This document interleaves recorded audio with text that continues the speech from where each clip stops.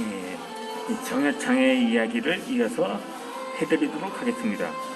이 아들이 귀하게 되기를 바랐던 아버지 정유군은 세조 13년 5월에 한길도, 지금의 함경도였죠. 이 병마부 우후로 재직하던 중 이시해의 반란을 토벌하다가 전사를 하고 말았습니다. 당시 18살이었던 정여창은 아버지의 정사 소식을 듣고 시신을 수습하기 위해서 함양에서 길주로 이천이 길을 나서게 됩니다. 그리고 마침내 집을 나선 지 한 달 만에 악취가 나는 시체들 속에서 아버지 시신을 찾아와서 이 고향의 정성껏 장례를 치르게 됩니다. 이 1년 뒤에는 조정에서 국가를 위해 순절한 자의 자식에게 벼슬을 주는 관례에 따라서 정여창에게 군직을 하사하게 됩니다. 하지만 정여창은 부친의 순국을 대가로 자식이 벼슬을 얻을 수 없다며 사양을 합니다. 정유굴의 자식 사랑이 각별했을 만큼 아버지를 잃은 정여창의 상심도 컸던 컸지만 결코 그는 벼슬까지 원치 않았던 것이었죠.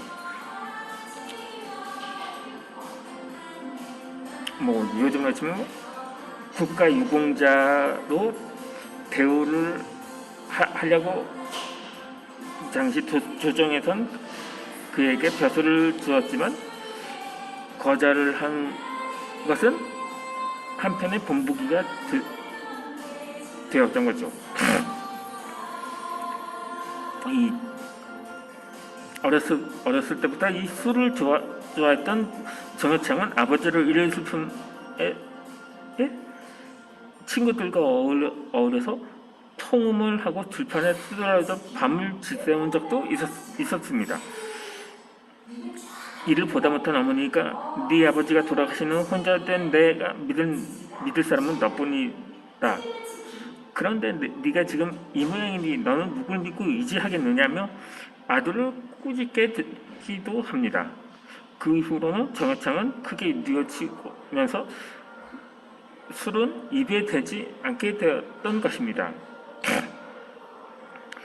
아버지를 일찍 여인 뒤로 정여창은 늘 어머니 곁에서 어머니 마음을 위로하고 기쁘게 해드리는 것으로 일생을 보내게 됩니다. 한 번은 정여창이 향해에서 소를 잡아 자취를 벌였는데 국법으로 금지한 물품을 입었다고 고발당한 일이 있었습니다. 이로 인해서 어머니의 근심이 크자 정여창은 이후로 다시는 소고기를 먹지도 않았던 것입니다. 이 정여창이 34살에 진사시험에 합격하고 성균관에 들어간 것도 아비 없는 아이가 배우지도 못해서 어찌하겠느냐는 어머니의 질투 때문이기도 합니다. 그런데 이 성균관에 입구한 뒤로는 동료들이 코를 골고 잘 때도 홀로 잠들지 않았다고 합니다. 이를 본 동료들이 참선하느라 잠을 청하지 않는다고 말할 정도로 정여창은 합업에 정진하게 되었던 것입니다.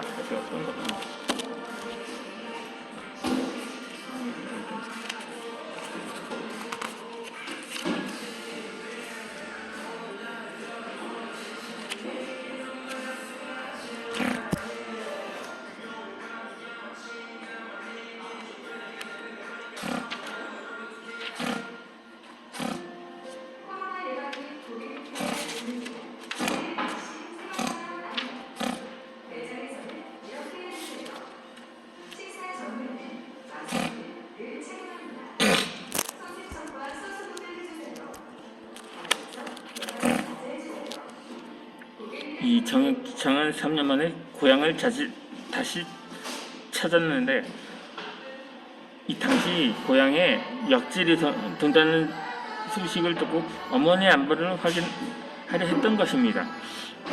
마을에는 이미 이웃끼리 왕래도 없었고 사람들도 정창에게 밖에서 문안을 들이나고 권할 정도였습니다. 그러나 정창은 주위의 말에 뿌리치고 집 안으로 들어가서 어머니를 뵙게 됩니다. 과연 어머니는 이 어머니는 이지를 앓고 계셨습니다. 이 정창은 어머니의 병세를 확인하기 위해 대변을 직접 맛보며 관하였고 어머니 대신 자신을 데려가 달라고 하늘에 호소하기도 했었습니다. 그래도 이 어머니 병세가 호소한되지 않자 정성이 부족해 신명의 도움을 받지 못했으니 살아서 무엇을 하겠느냐며 머리를 기둥에 붙이기가 흘러낼 정도로 자신을 책망하기도 이를 본 주위 사람 중에 눈물을 흘리지 않은 사람이 없었다고 합니다. 이 정창의 지구성에도 불구하고 그의 어머니는 12월 만에 세상을 떠나게 됩니다. 어머니는 이런 정창은 통곡하다 피를 토했고 미움을 한 숟갈도 입에 넣지 않아서 거의 목숨을 잃을 경지까지 이르게 됩니다. 이 상례 치를 때도 마찬가지였습니다. 당시에는 약지를 들면 모든 상례 정차를 생략하는 것이 관행이었습니다. 그러나 정창은 모든 것을 예방법에 정해진 전철에 따르게 됩니다. 그는 다만 심하게 수척해졌을 뿐이지 무사히 장례를 마치게 됩니다. 그러자 마을 사람들 사이에서는 역질도 효자를 해칠 수 없다며 칭송을 하기도 했습니다. 이 정창은 장례를 마친 후에도 정성을 다해 분만을 섬겼는데 그는 심효살이 3년 동안 한 번도 무덤 곁을 떠나지 않았고 아내의 얼굴도 보지 않았습니다. 가산을 챙기지 않은 정창을 위해 어머니께 별도로 마련해준 재산도 모두 상례 비용으로 충당을 했습니다. 또 저축이 넉넉했던 어머니가 평소 함양 백성들과 주고받은 빈면서도 모두 불태워 버렸는데 어머니가 빛을 도둑 받을 때 피시 백성들에게 원망을 들을 일이 있었을 터였기 때문이었던 거죠. 이 정해창의 이런 효행이 널리 알려지다 성종 21년에는 조효종과 윤건이 성수를 올려서 그를 청거하게 됩니다. 이 성조는 이들의 성수문을 읽고 눈물이 흐르는 것도 미처 깨닫지 못했으며 그를 속히 발탁해 국가가 선행을 권장하는 뜻을 널리 알리려고 전교를 하기도 했습니다. 그리고 조정에선 그에게 소격서와 참봉을 제소하기도 했습니다. 그러나 정창은 자신의 행동이 아들로서 당연히 해야 할 일이라며 사형을 하게 됩니다. 그때 나이가 41살이었는데 정창은 그의 겨울에 문과별시에 급제해서 예문관 검열에 임명되었다가 곧바로 왕세사자 교육을 담당하는 시강원 설서로 자리를 이동을 하게 되었습니다. 당시 정창이 가르치는 세자는 연산군이었습니다. 이 정창은 학문을 즐기지 않던 세자를 바로잡으고 완곡하게 가난하곤 했는데 세자는 이를 달갑게 여기지 않았던 거죠.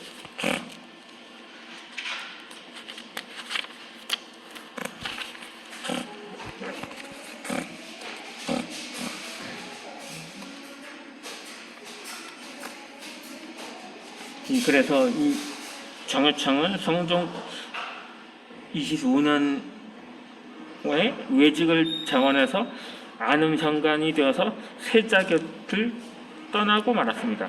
그리고 무호사가 일어나 연산군 4년에까지 현감직을 수행을 하게 됩니다. 이 무호사화는 김일손이 김종직의 글 주의 제문을 사초에 기록했고 연산군이 이것을 세조 왕이 왕의 찬탈을 비난하는 것으로 해석하면서 일어난 사건입니다.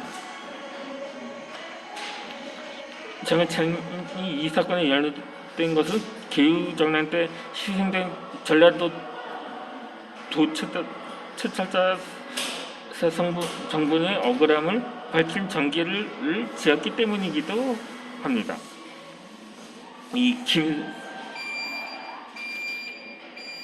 정해창은 부친과 기본이 있었던 승려인 탄으로부터 정분이 죽은 내망을 전해주고 김일손의 부탁으로 전기를 지었는데 김일손이 이것을 사초에 기록해서 사달이 나고 말았던 것이었죠.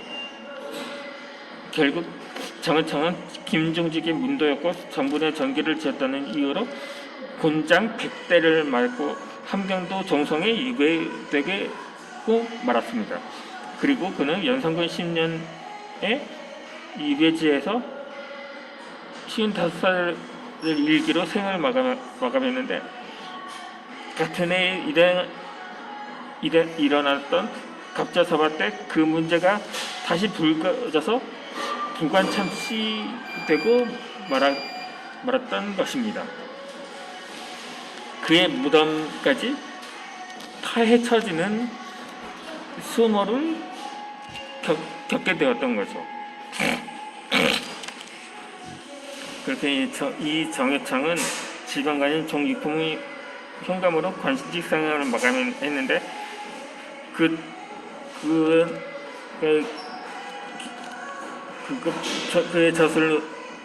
저술한 융학 주소와 주계 문답, 진수 접서 등도 지금은 모두 전해지지 않는 기록들입니다. 사화의 소설 속에서 모두 불쳐졌다는 점을 고려했다 하더라도 그에 대한 저술이 그리 많은 편이 아니었던 거죠. 그런데도 그는 조선을 대표하는 지식인으로 선정되어서 문배의 종사가 되었습니다. 그의 문명 종사를 청원했던 여러 상수가 공통으로 밝힌 이유는 이 김감씨와 정해창의 뜻을 합해서 같은 길을 추구한 사이므로 김광키를 종사하면서 정해창을 종사하지 않을 수 없다는 것이었던 것입니다. 그런데 이 정해창이 문매에 종사할 수 있었던 결정적인 이유는 조명욱이 상소에서 밝힌 바와 같이 그의 효황이 조선사회의 사표로 삼을만했기 때문이었던 거죠. 이 조유종이 이 정해창을 청구할 때 충신은 반드시 효자 가문에서 찾아야 한다고 했던 것도 마찬가지 이유였습니다. 이 조효동의 말은 후한서의 위표 열전을 인용한 것입니다. 이 위표 열전에는 조효동이 인용한 문구 앞에 효로 어버이를 섬기기 때문에 충을 임금에게 옮길 수 없다고 했던 공자의 말이 더 있다. 공자의 말은 부모에게 효도하는 정성으로 임금을 섬기면 그것이 곧 충성이라는 뜻이라는 그게 깨지기 쉬운 군신 간의 충성 윤리를 절대로 깨지지 않는 부자 간의 효율에 빗대어 임금에 대한 신하의 절대적인 충성을 확보하려는 전략이었던 거죠. 그 결과 진정한 효자라면 진정한 충신이 될 수 있다는 신화가 만들어질 수 있었던 것이었죠. 효자인 정해창이 충신의 상징인 정몽주의 지를 이어 문무에 종사될 수 있었던 이유도 여기에 있었던 것입니다. 이어서 영상을 올려드리도록 하겠습니다.